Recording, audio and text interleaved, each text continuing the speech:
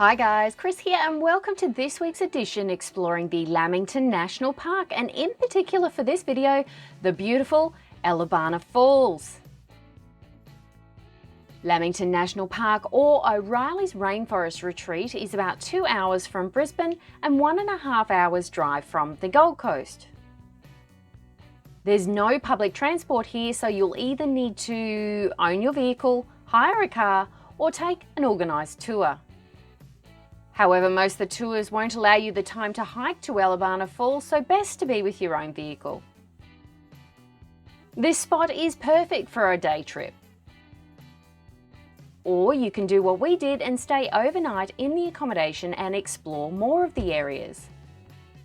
They have the most amazing views over the Gold Coast Hinterland, along with a steam room and an outdoor heated spa.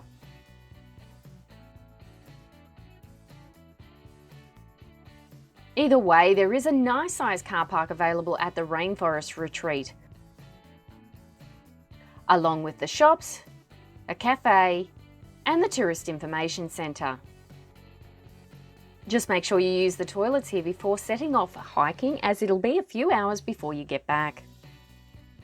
To get to Elabana Falls, you'll need to start on the main border track or the popular treetop walking track, and then you veer off into the box forest circuit. If you have more time to spare, then I do recommend taking a look at the treetop walk, as it's short and very family friendly.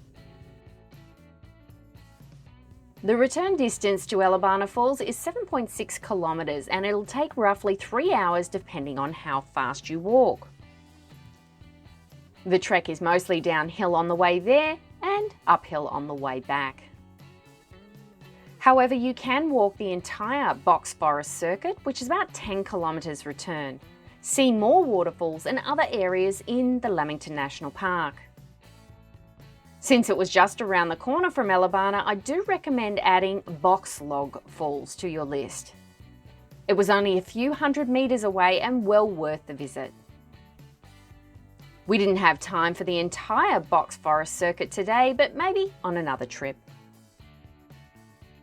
Well, it took us a couple of hours to actually get up here this morning. It was quite muggy when we left, but it's definitely dropped a couple of degrees now, and I've got a light jacket on.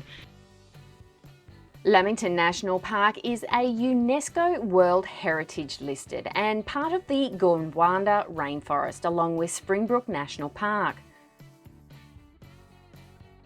I have been exploring a lot of these sections in the past few months, so I will link a few of my other videos in the description below. Elabana Falls is located in the Green Mountains section of Lamington National Park and features an awe-inspiring two-tiered cascading waterfall. Between this and Moran Falls, which I'll feature in the next video, would have to be one of my favourite waterfalls to see in the Lamington National Park. Elabana Falls is one of the more popular waterfalls to visit, so it can get quite busy on the weekends. If you plan your visit for a weekday, you will get to enjoy this beautiful waterfall with less crowds. If you are planning to spend an entire day exploring Lamington, I recommend pre-packing lunch and plenty of drinking water before heading out for the day. You will find signposts along the way which marks out the tracks and the waterfall, so you won't have to worry about getting lost. There are also information boards to teach you about the different plants and wildlife. The trail is a combination of a sealed pathway, rocky steps and dirt tracks covered by the foliage. Can you hear the waterfall? Or what's going on? What did you see? What was that? It was a spider web. All up, it's well formed and easy to walk on for most people. It's probably more the length that I think that you need the closed-in shoes for, plus you don't want to injure yourself with sticks and rocks. You'll encounter lots of hanging vines, hoop pines and the massive strangler fig trees. And there's a creek crossing, all of which provides you with nice variety on your hike. You might have the chance to see a paddy melon or wallabies, but we saw more of these coming into the national park. There's also lizards and skinks, But keep your eye out for these because sometimes they might be right in front of you and you wouldn't even know. I was amazed at the spider webs, although you might not want to get too close. There's also some trapdoor spiders around, but I didn't see any myself.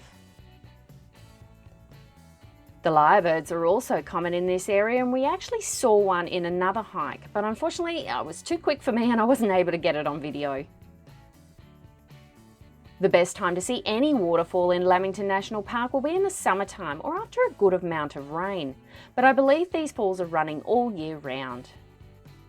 Keep in mind that excess water washes out the tracks and can cause them to become dangerous and closed off by Queensland parks. So find a happy medium and it'll still be really good.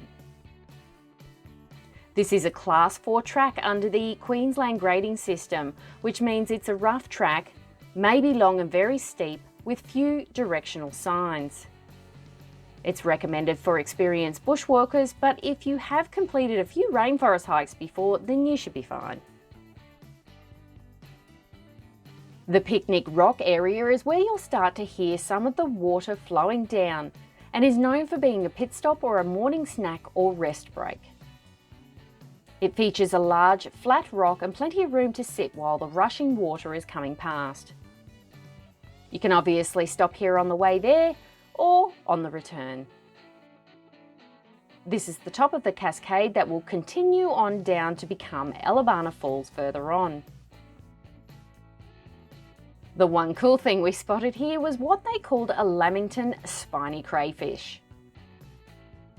They're very pretty with a nice blue colour and found all over Lamington National Park. Mind you, I have seen one at Springbrook years ago. It's kind of like a yabby and roams the forest floor when it's damp and clearly likes getting in and out of the water too. I hear they're often found in rainforest with altitude, but unique to this region, and I've been told that you won't find them anywhere else in Australia.